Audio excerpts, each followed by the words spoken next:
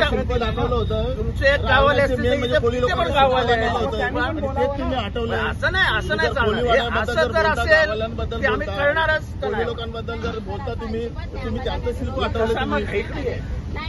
मी कधीच कोणाच्या मध्ये येत नाही कामाच्या. तुम्ही मला विश्वासात घेतला तर आवाज मी असं करतो आणि आपल्याला काही फरक पण पडत. असं झालं आणि डायरेक्ट तोडा. बांधलेलं कोणी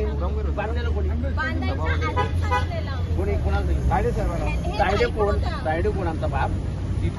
तायडे आम्हाला अडवणार. तायडे सरांचा प्रश्न नाही. ताई होत्या ना स्वतः ह्या बांधताना तिथे सगळ्यांनी विरोध केलेला. कोणी विरोध केलेला. मला समजत नाही तुमच्या गावात जागा रस्त्याला गेली ना तो उलटं पुरवठा बांध. सर कामं चालू आहेत आमच्या गावात. आता सर कोविड नंतर फंड मिळाले आम्हाला. सर माझ्या खासदारांनी फंड पाडवला तेव्हा खासदार शोभन बोलतो 5 वर्षानंतर. जाऊ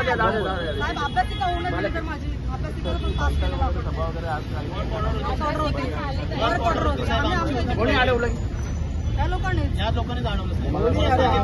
तुम्हाला फोन केला होता साहेब.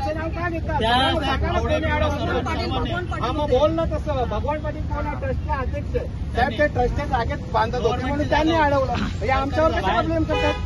त्या ट्रस्टच्या भागच्या बाहेर आहे. बरं ठीक आहे जाऊ द्या. हे बांधत असताना आम्ही तुम्हाला येऊन भेटलेलो ना. ट्रस्टीवाले तुम्हाला येऊन भेटलेले. ट्रस्टीवाले पण भेटलेले ना. आणि तेव्हा विरोध कोणाचा होता की नव्हता प्लीज तेवढं खरं बोला.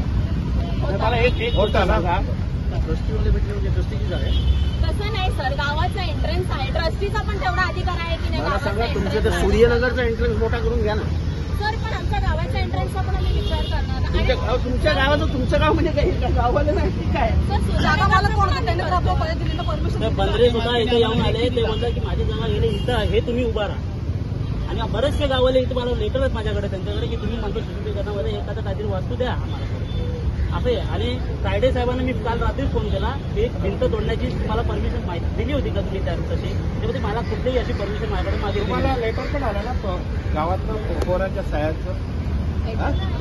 रिटर्न आला. आपल्याकडे प्रत आहे सह्या केलेल्या. पण तुम्ही जमा करणार तोडणार ही कुठली पद्धत आहे. परस्पर तुम्ही मी अशा 200 सह्या घेऊन येतो आता शिल्प बांधा म्हणून.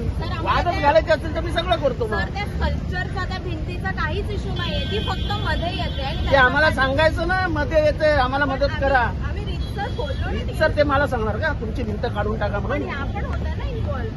आम्हाला कुठे सांगितलं. आम्हाला नाहीच सांगितलं. जेव्हा त्यांनी इरेक्ट केली ना आरतीचा इंची. तुमचा प्लॅन 2 वर्षांनी सबमिट होईल. तो प्लॅन सबमिट झाल्यानंतर तुमचं घर उडवून टाकायचं ही कुठली पद्धत आहे. सर पण तेव्हा असं बोलणं झालेलं. कसं काय होऊ शकतं. तुम्ही तुमच्याकडे निधीच नाही. तुम्हाला कामाला पैसेच नाही तर तुम्ही कसं सांगता मी हे काम करणार आहे म्हणून. पण दिला ना. मग तसं मी आता सांगतो की आता इथनं हा रस्ता छोटा करणार आहे आणि असं वर्ण ब्रिज टाकणार आहे.